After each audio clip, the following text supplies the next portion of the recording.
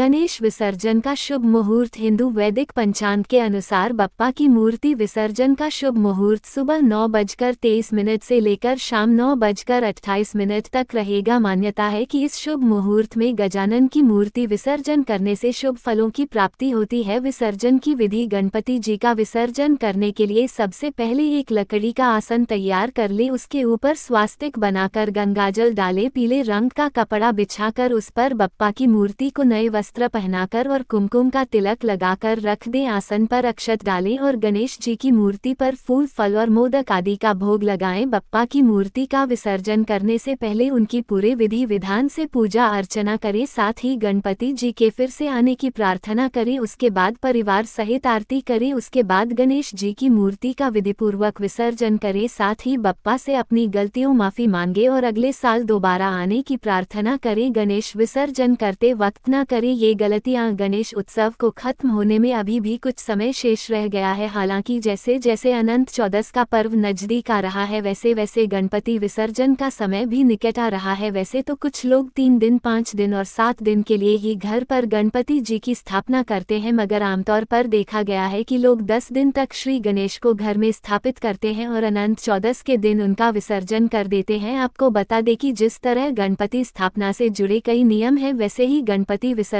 से जुड़े भी कुछ नियम, कायदे और विधियां हैं। हालांकि गणेश जी के विसर्जन में किसी विशेष अनुष्ठान या तैयारियों की आवश्यकता नहीं पड़ती है, मगर कुछ छोटी छोटी धार्मिक रीतियों को जरूर निभाना चाहिए। इस चर्चा में पंडित जी ने हमें गणेश विसर्जन से जुड़ी कुछ ऐसी आम गलतियों के बारे में बताया जो अक्सर लोग कर बैठते हैं। पंडित जी कहते हैं, श्री गणेश को विसर्जित करना आसान नहीं होता है। यह एक भावनात्मक क्षण होता है। घर से श्री गणेश जी की विदाई आखिर कौन करना चाहेगा, मगर ये तो विधि का विधान है कि जो आता है उसे जाना होता है और फिर से दोबारा आना होता है। इसलिए जब गणपति विसर्जन करे तो इस तरह से श्री गणेश को विदा करें कि वह आप पर और आपके परिवार पर आशीर्वाद की वर्षा कर दें और अगले बरस जरूर लौट कर आए। शुभ मुहूर्त में ही करें विसर्जन। गणपति विसर्जन के दिन आपको शुभ मुहूर्त में ही श्री गणेश को विसर्जित करना चाहिए। इस वर्ष गणपति विसर्जन के लिए 5 शुभ मुहूर्त बताए गए हैं। 19 सितंबर को गणपति विसर्जन के लिए सुबह 9:11 से दोपहर 12:20 बजे तक अच्छा मुहूर्त है। इसके बाद दोपहर 1:50 से शाम 3:30 बजे तक भी गणपति विसर्जन किया जा सकता है। आप ब्रह्म मुहूर्त यानी 4:35 से 5:23 बजे तक भी गणपति विसर्जन कर सकते हैं। यदि आप अभिजीत मुहूर्त में विसर्जन करना चाहते हैं तो सुबह 11:50 से दोपहर 12:40 बजे तक कर सकते हैं। इस दिन शाम 4:30 बजे के बाद गणेश जी को विसर्जित न करें, क्योंकि तब तक राहुकाल लग जाएगा। विसर्जन से पहले न भूले पूजा करना। श्री गणेश की प्रतिमा को विसर्जित करने से पूर्व आपको उनकी पूजा जरूर करनी चाहिए। इस दौरान आपको गणपति की सभी प्रिय चीजें उन्हें अर्पित करनी चाहिए और जब विसर्जन का समय आए तो उन सभी को एक पोटली में बांध दें और गणेश जी के साथ ही विसर्जित कर दें। इस दौरान आप 10 दिनों में सेवा में हुई भूल चूक के लिए श्री गणेश जी से क्षमा मांग ले। गणेश जी के साथ विसर्जित करें ये चीजें। गणेश जी को विसर्जित करते वक्त आपको उनके साथ वह सभी चीजें विसर्जित करनी चाहिए जो उन्हें अति प्रिय हैं। पंडित जी बताते हैं,